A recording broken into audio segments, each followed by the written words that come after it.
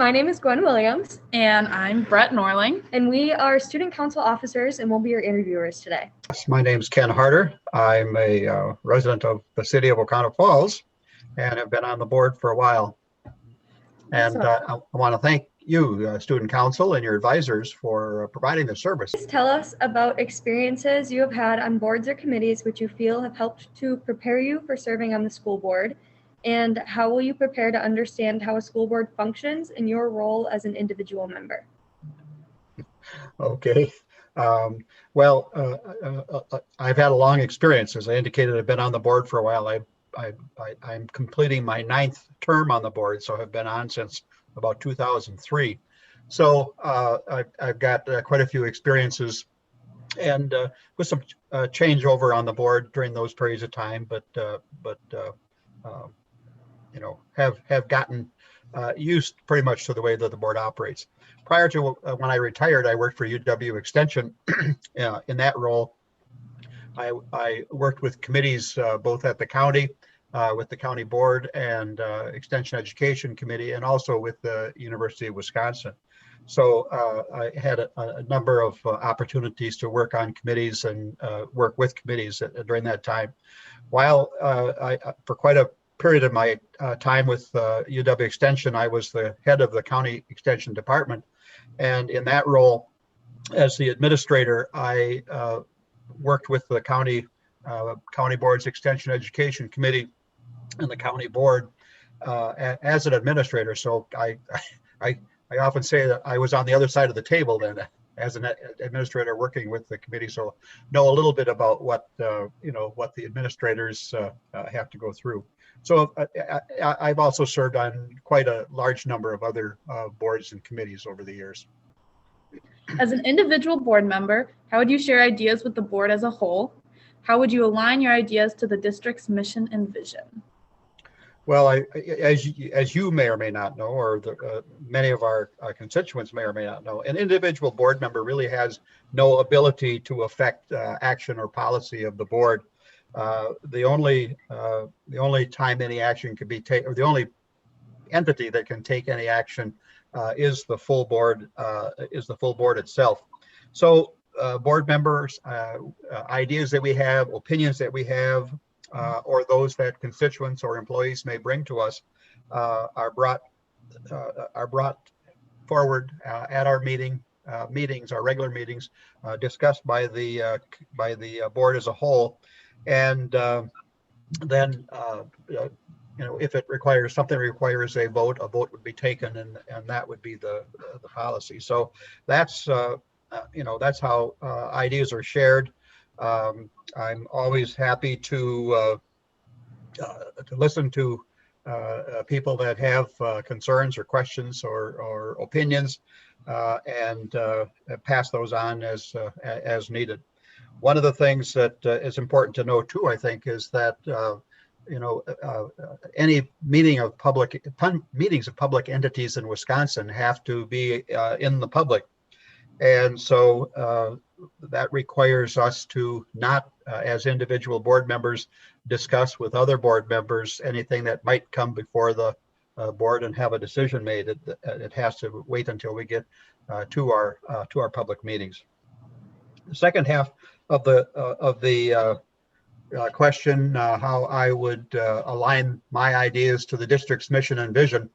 I think it was in 2016 when we went through and kind of had facilitated our strategic planning effort for the district that developed our key interests that we still operate under today. I look at those key interests as kind of a roadmap for what our community's expectations are of the board.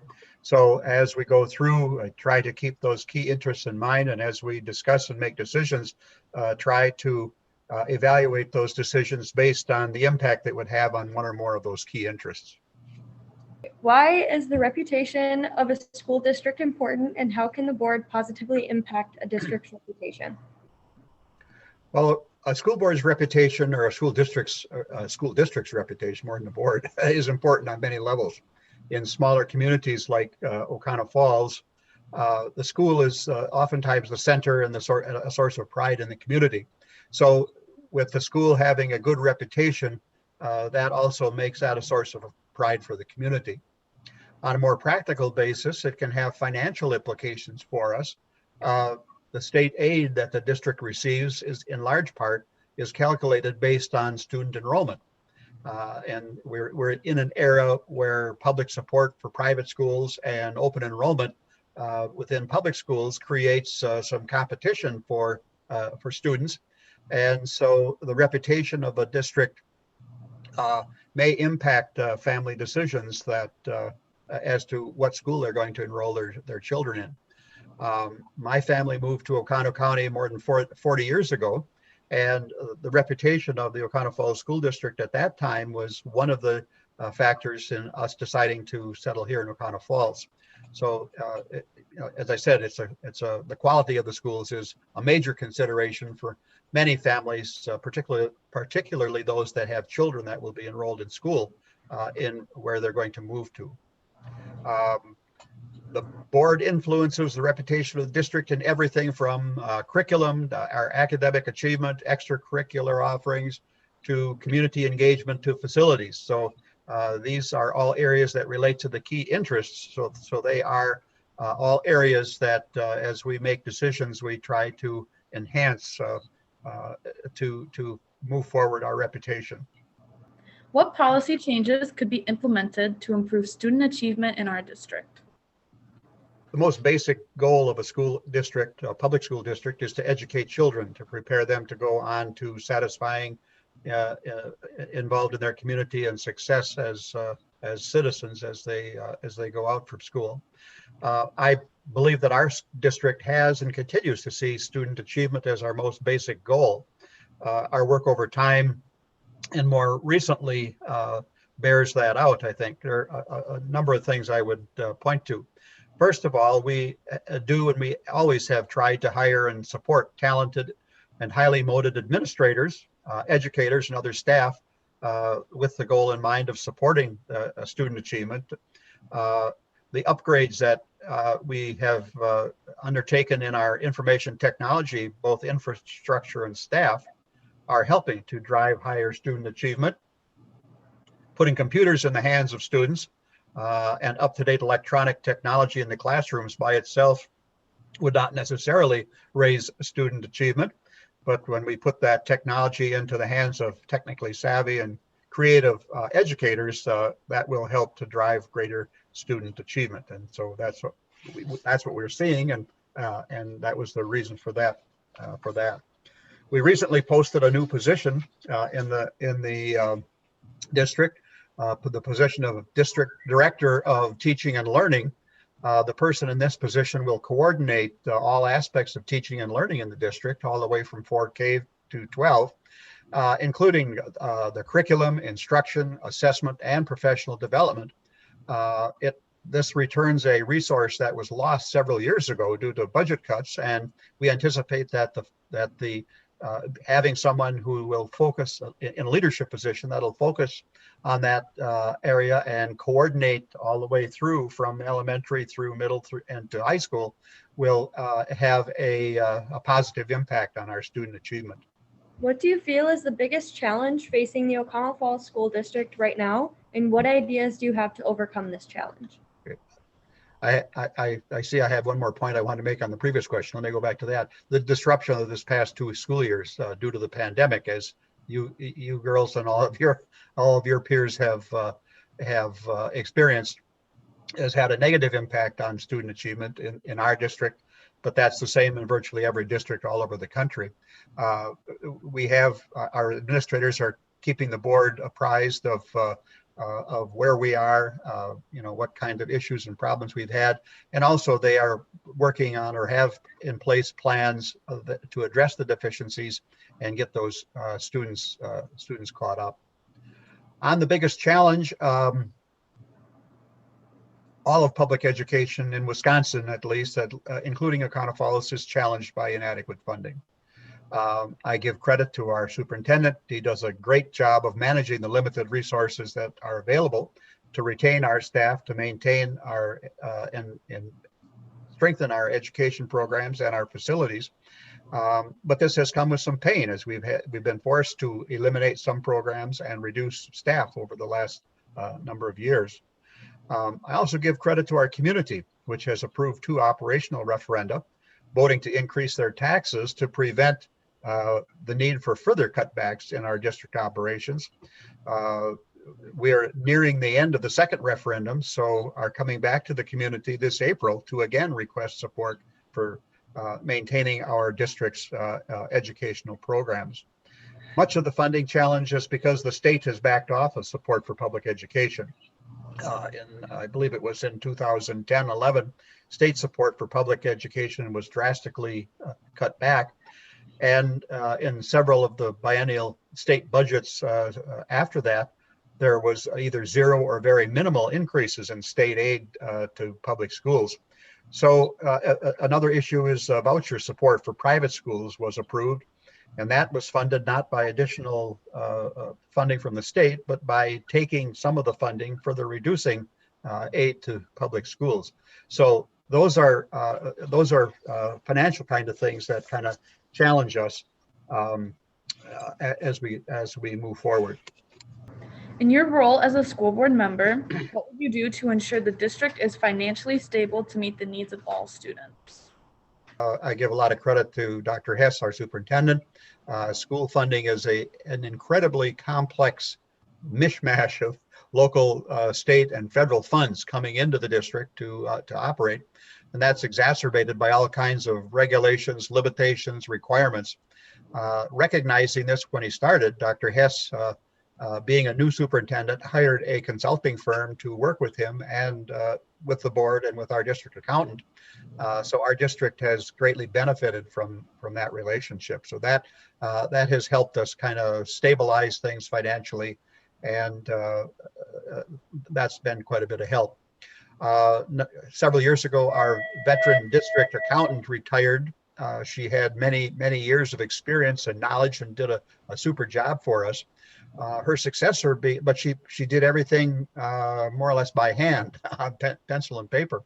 Her successor began working to implement electronic accounting, and that provides our administrators, our educators with much useful information, much more useful information with which to prepare and manage their budgets. It also provides the board with a lot more in-depth information that we can consider as we do consider the budget and approve the annual budget every year. In the board packet every month, we receive a list of the checks written during the previous month, in addition to a summary report of income and expenses for the month. If any board member has questions, they can be raised at that meeting and responded to. Also, in my role as the board treasurer, I work with the accountant to verify district account balances monthly in preparation for our board meeting. What do you know about the district report card, and what role do you think the district report card should play in a district decision making? The district report card, I can't remember how many years ago that started. It was something that the state again implemented, and it kind of quote unquote grades districts on a number of measures of student achievement and other things. The report card can be viewed as an accountability document. Is the board or is the district meeting goals as far as student achievement and a number of measures related to that. It's often used to compare the performance between schools or districts. I'm not sure, but I believe that the disruption of the pandemic led to a decision not to issue report cards last year because of some of the testing that was based on was canceled. So it's something that we as a board are made aware of. It's something that's available for the public to view and look at and compare. But I guess my feeling is we have access to much more specific information, and also some of the extenuating circumstances that may cause a school in a particular measure to dip in any particular year. And that's much more specific information that we can use to make our decisions. But just as a kind of an aside, our district report cards scores for the district as well as individual schools within the district that are also graded generally have been very good. As a school board member, in what ways would you gather student or stakeholder feedback to make informed decisions? Well, I'm always ready to listen to and to discuss school district issues with constituents. I, from time to time, get comments. Sometimes it comes to me specifically. Oftentimes, constituents will email or text all of the board members. My email address and phone number, as are all of ours, can be accessed from the district website. Again, would reiterate that I, as an individual board member, cannot fix or change any situation, but can and do bring concerns of constituents to the superintendent or to the board as appropriate, depending on what the issue or the complaint or the problem is. We do provide a public comment period during all regular open meetings. During that time, anyone can address the board about an issue, a concern, an idea, or whatever. From the standpoint of student input, I think getting feedback from students is important, and we do some of that. I think we can do a better job or can do more. Students have access to myself and the other board members through phone, text, or email contacts, just as any other constituent. But we find that students often are a little bit hesitant to contact a board member. They shouldn't be. If they've got a complaint, an issue, or a concern, they should let us know. We have 2 student representatives that attend the board meetings, and over time, they've developed a very fantastic vehicle, this kind of electronic report format that each of the groups in the high school develop and report on their activities for the month. That's very helpful and very well received by the board. But I would like to see that role expanded, the role of those student representatives. I guess when we first implemented it, I was in favor of seeing, in addition to activity reports, and maybe even more important than activity reports, having the students talk about issues and concerns among the students that the board may have some ability to address. So I'd like to see the student representatives provide input on issues that are before the board and that affect students. Not every issue that is on the board agenda every month has to do with or directly affect students, but many of them do. And I would like to encourage those student representatives to look at those, to gather input from their peers and present that information as we discuss and debate those things at the board meeting. So we'd like to see a kind of, a deeper participation on the part of students. Okay, awesome. Well, that concludes all of our questions. Thank you for doing this, and we wish you the best of luck. You are welcome. Thank you for the offer and the opportunity. Of course. Yep. Good Bye-bye. day. So my name is Gwen Williams, And I'm Brett Norling. and we are student council officers, and we'll be your interviewers today. Would you like to start by introducing yourself? Absolutely. So my name is Brian Baumler. I'm running for school board. So looking to, get myself out to the community, looking for everyone's support on April 6th. I'm currently a father of 2. Both of them are at Abrams Elementary. I have a 4th grader and a 2nd grader, 4th grade boy and 2nd grade girl. I currently work up in O'Connell at a manufacturing facility. I'm a supervisor there, so I lead people and lead teams to drive results. So hopefully my experience there can help with the school board and most importantly, helping the students of our district. Awesome. All right. Okay. So please tell us about experiences you have had on boards or committees which you feel have helped to prepare you for serving on the school board, and how will you prepare to understand how a school board functions and your role as an individual member? Sure. And just kind of like I just previously mentioned with my work experience, I'd like to highlight that first, saying with my personal work, I've accumulated about 10 plus years of manufacturing leadership and the responsibilities of day-to-day management of individuals and teams. So with that, I'm there to achieve goals and objectives, the same that we would do on a school board. Through my current employer, I have been TWI certified, which is a training within institute certification. So they have put me through an extensive training program in how to handle problems and how to build a foundation for good relations, which I also feel would be important on the school board. So more specifically to your question on boards and committees, currently I serve as the treasurer on the Abrams Youth Baseball Association. So I am on that board. And I also currently serve as the treasurer for the Abrams CPTO. So through both of those roles on those committees, I enjoy doing both, as it allows me to be involved with the community, and have a positive impact on the kids in the schools. Awesome. Okay, question 2. As an individual board member, how would you share ideas with the board as a whole? How would you align your ideas to the district's mission and vision? Well, the first thing that I would like to do is be open and honest with the board. I think honest communication is very important. It's important to make myself available to the board in any way possible.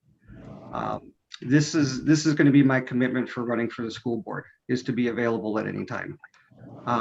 In aligning my ideas, I think first it's going to be important to understand the objectives that we have in front of us. What are the key issues that we have to tackle? And then making sure that we get all the facts possible to review the record of any situation. So with that, I would like to align my ideas to the guiding principles of students first. And that's our guiding principle within the district, is students first. First I would want to answer the question, is what we are doing or the decision we're making putting our students first? If we can do this, I think that we can proudly continue on the district's mission of being committed to excellence. All right, question 3. Why is the reputation of a school district important, and how can the board positively impact a district's reputation? A school district that can and will put its students first will carry high marks on its report cards. And holding a reputation of making a positive impact on kids in turns builds a strong community for all of us. I think this will lead to families wanting to stay in our district, and it's going to also support growth initiatives that we set forth within our district. I think it also attracts families looking for a high quality education. It can bring people from outside into our district. So another important part of that is we'll also be able to be in a strong position to retain and support our current teachers and administrators. It's important that we can support them as well. So as a board, we can have a positive impact on all of this by a few things. One, we have to be collaborative. We got to be transparent, and we have to be engaging, never losing sight of our students and our guiding first principle. Okay, moving on to question 4. What policy changes could be implemented to improve student achievement in our district? Honestly, on this one, I'm not gonna pinpoint one specific policy change in the moment, but I will be open to discussion on any policy or policies that the board feels are appropriate to address. I think it is vital to keep an open mind to changes that happen both economically and socially in our community, and just make sure we can work together to have our students prepared the best way possible in reaching achievement benchmarks. All right, what do you feel is the biggest challenge facing the O'Connell Falls School District right now, and what ideas do you have to overcome this challenge?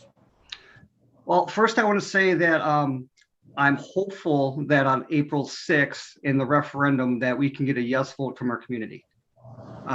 Without that, then it will be a big challenge facing our district.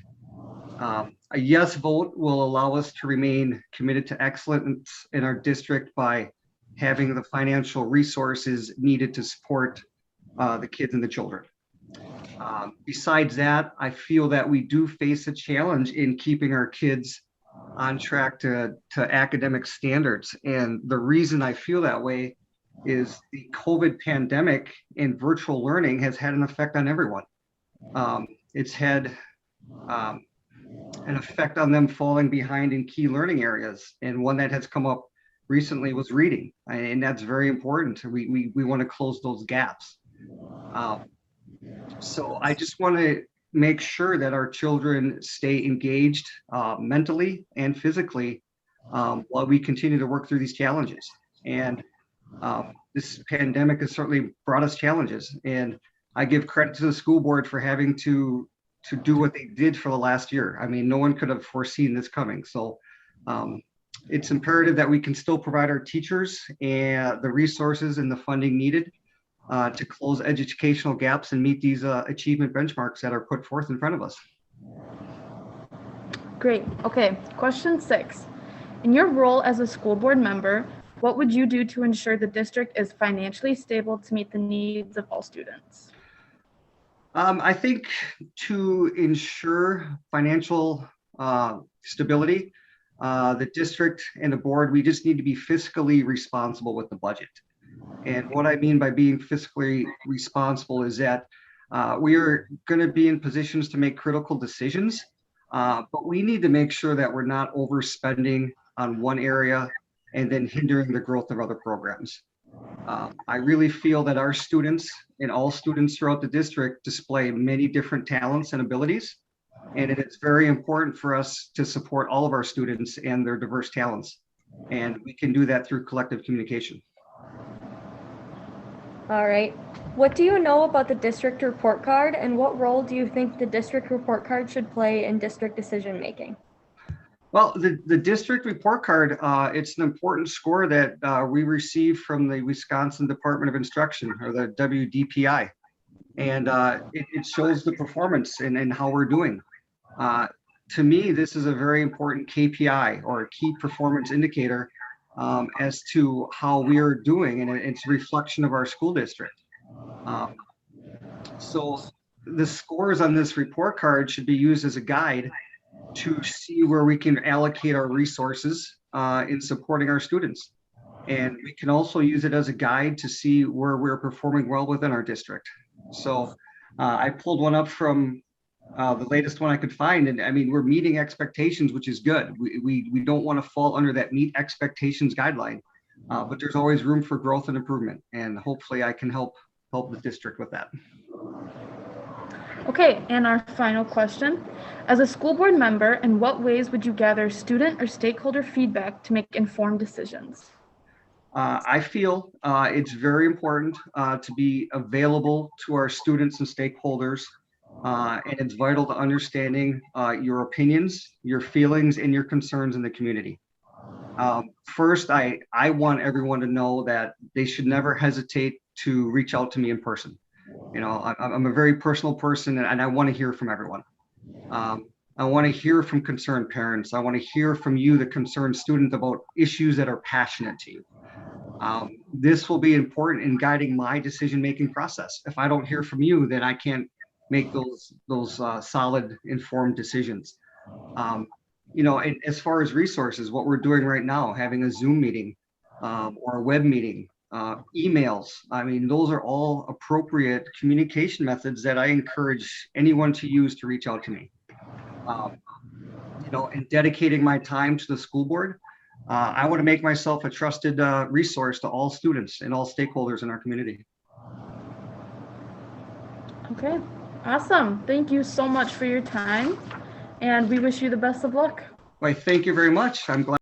Hi, my name is Gwen Williams, And I'm Brett Norling. and we are student council officers, and we will be your interviewers today. Would you like to start by introducing yourself? So good morning. My name is Clint Gardebrick, and I'm running for the school board. Awesome. Please tell us about experiences you have had on boards or committees which you feel have helped to prepare you for serving on the school board. How will you prepare to understand how a school board functions in your roles as an individual member?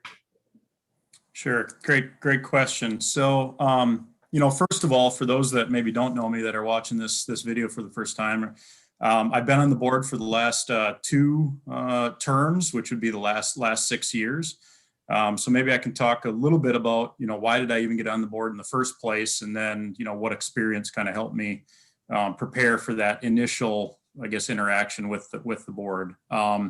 I was involved a little bit with Panther Pride when we did some of the sports facilities, and then also, heavily involved with coaching, youth sports for all of our different kids. So involved with those sort of, committees and groups. And my job, I work all over the country and in some cases all over the globe. And I really didn't have, my wife was involved with the community, but I didn't have something that really tied me. And I wanted to look for a way to give back. And I thought, maybe my experience outside of the community would help me and prepare me for the board and to bring different perspectives. So that was kind of why I initially got on. And then, over the last, again, 6 years or coming up on 6 years, I think my understanding and appreciation for what challenges the school has, whether it be the community interaction, the teachers and their, things that are important to them, how we make sure we're preparing kids, and then the overall interaction of the board and what our responsibility is.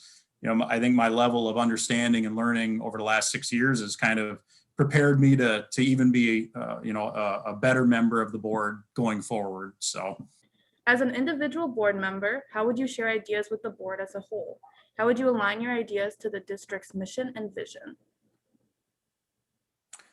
Yeah, so, the district's mission and vision, some people may recall we had a destination education event probably 3 years ago now. The exact date kind of escapes me.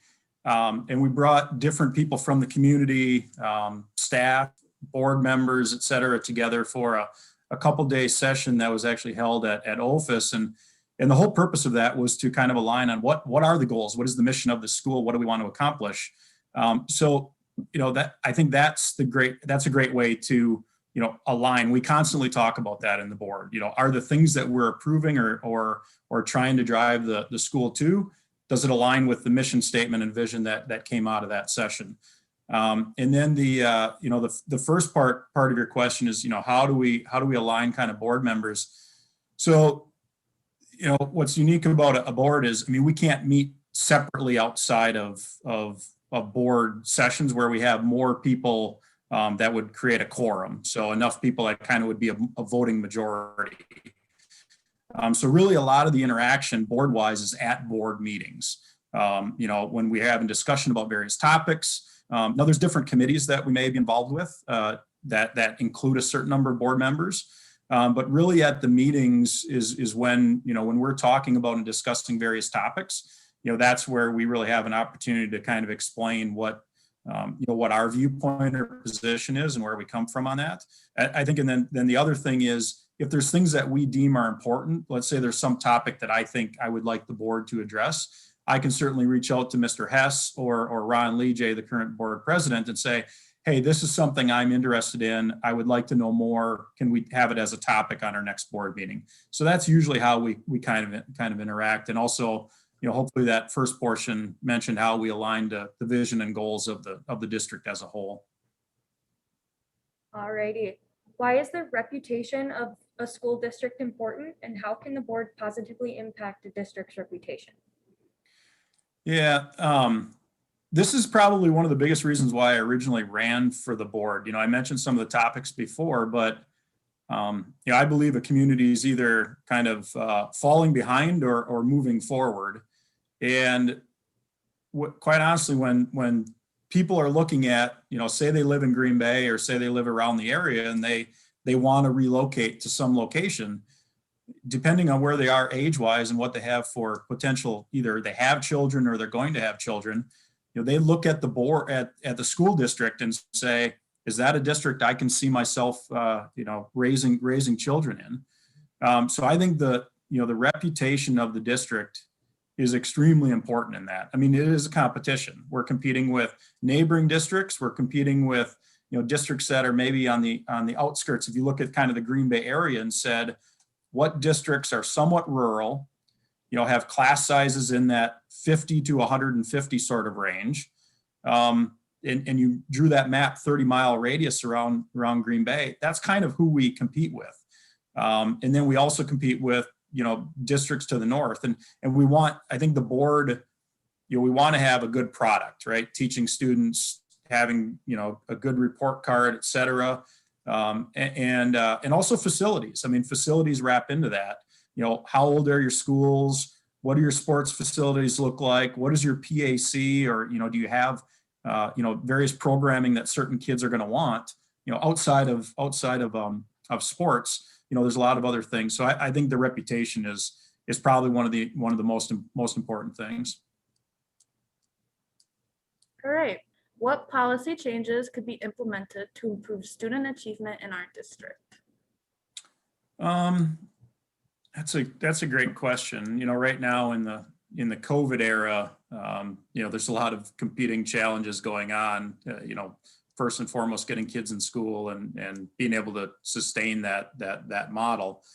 I think programming always has to be looked at, and I'd say the other important thing that right now we had recently approved, and I think there's still a posting out, is kind of that director of teaching and learning.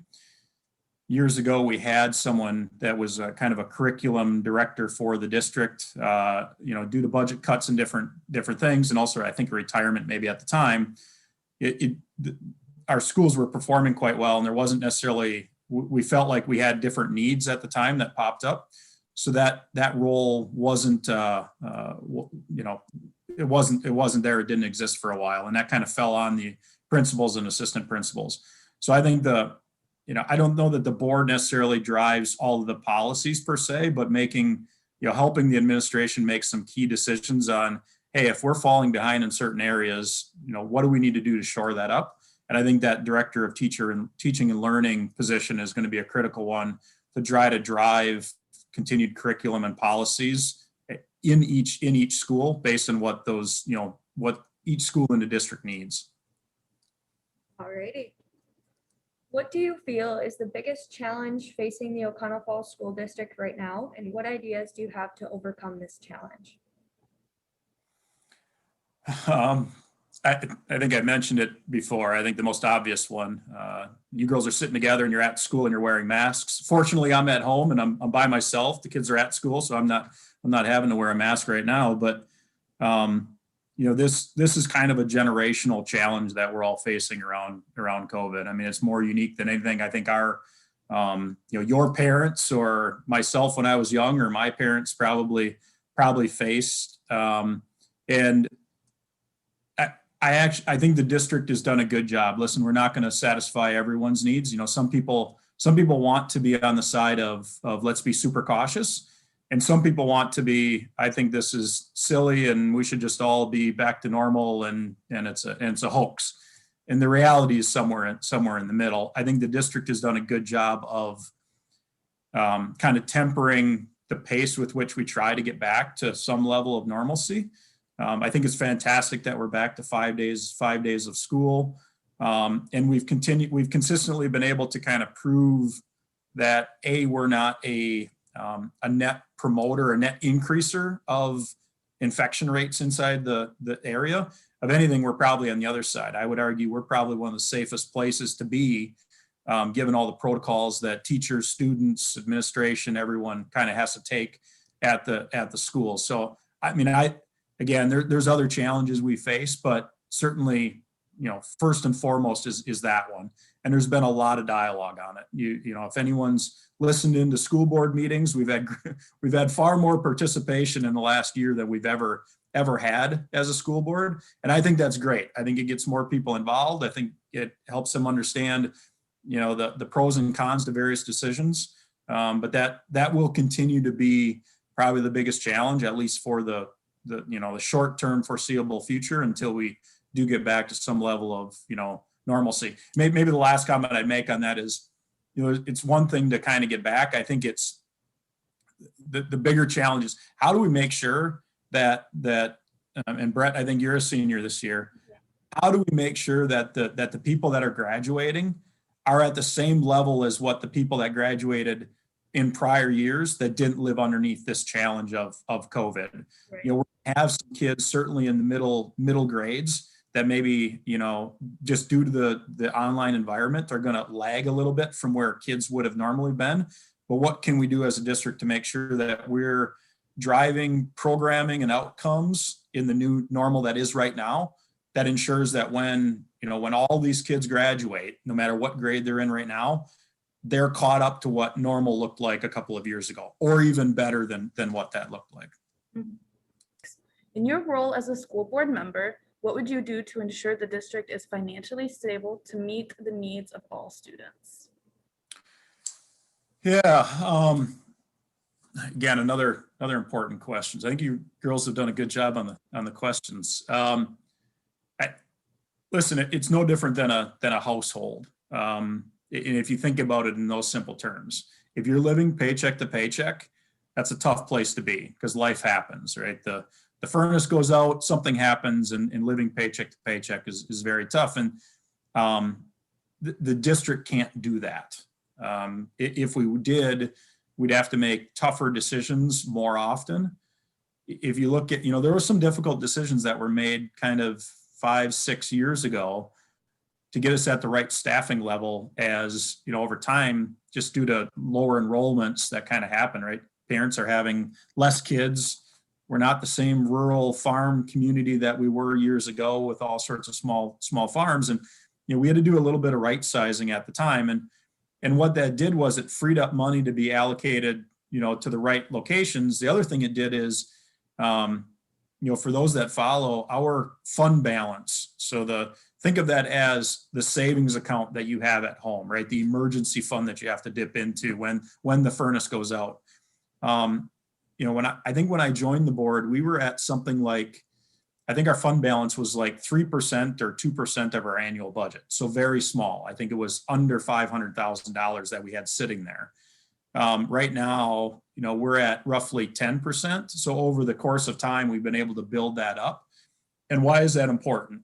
It allows us to make decisions to possibly add teachers or add programming, and we have the money to kind of do it. If you're living that paycheck to paycheck, and you see areas where, and you know, that position that I talked about, that director of teaching and learning, you know, that's a new administrative type position that, you know, we have to be able to fund, and it has to show that we're fiscally running the school appropriately in order to be able to add a position like that.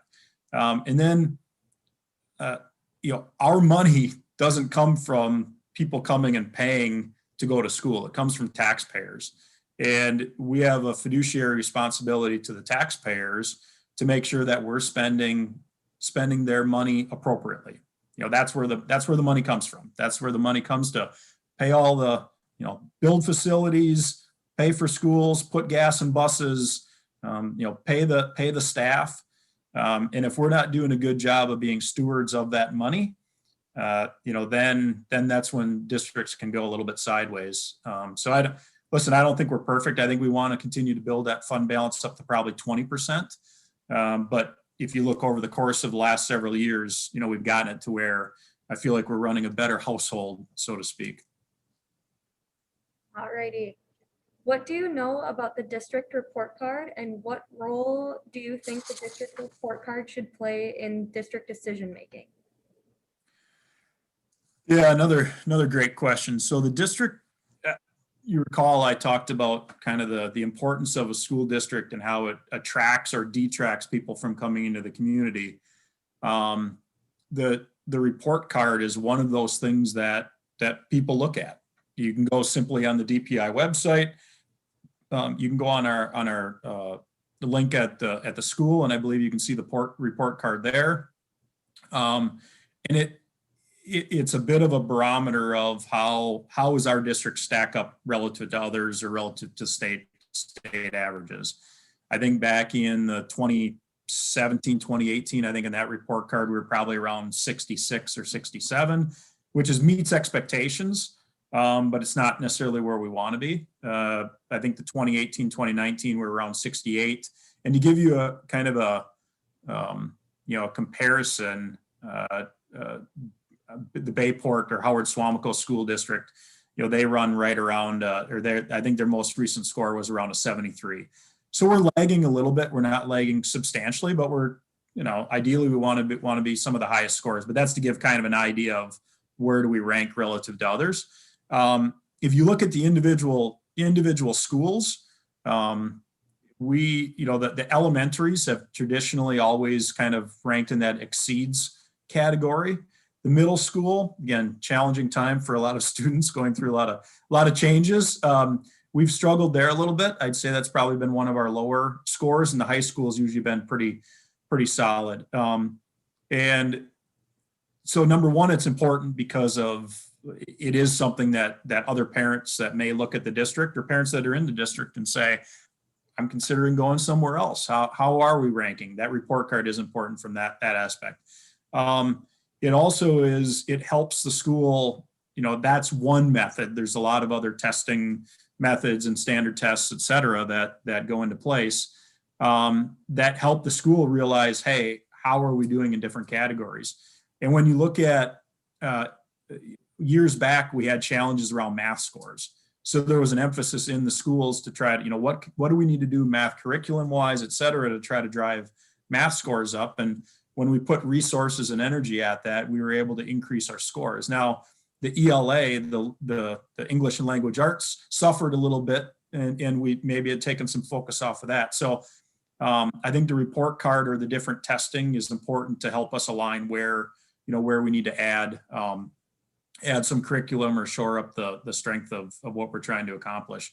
And again, that director of teaching and learning position, I think, is an important one. I mean, I view them as much as anybody, that their responsibility and the beacon that they're going to be looking at all the time is that report card, and where are areas that we need to do better and continually improve on. All right. As a school board member, in what ways would you gather student or stakeholder feedback to make informed decisions? So I think on the student side, I'm able to get that quite well right now. I've got a senior, I've also got a sixth grader, and I've got a fourth grader. So I and being involved with helping to coach a bunch of their sports programs and things like that, I'm coming in contact with a lot of students and kids, and listen, when they're riding in the back of the vehicle and we're taking them to some event, or maybe it's a birthday party, I'm asking them, hey, how are things going in school? What's your favorite teacher? I try to get a vibe on, what's their perspective. And they're in all different grade groups right now.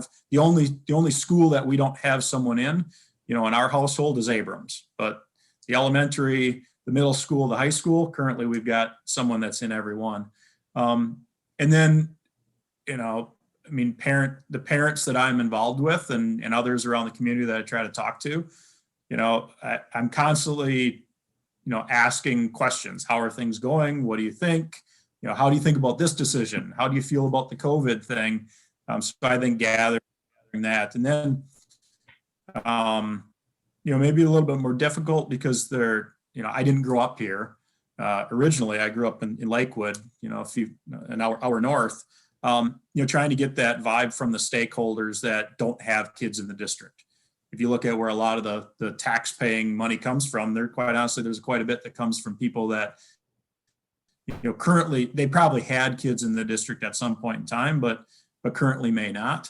So I try to gather some of that. And I really take that feedback into my own decision making on board topics. And I try to be a blend of what people in the community are telling me they want.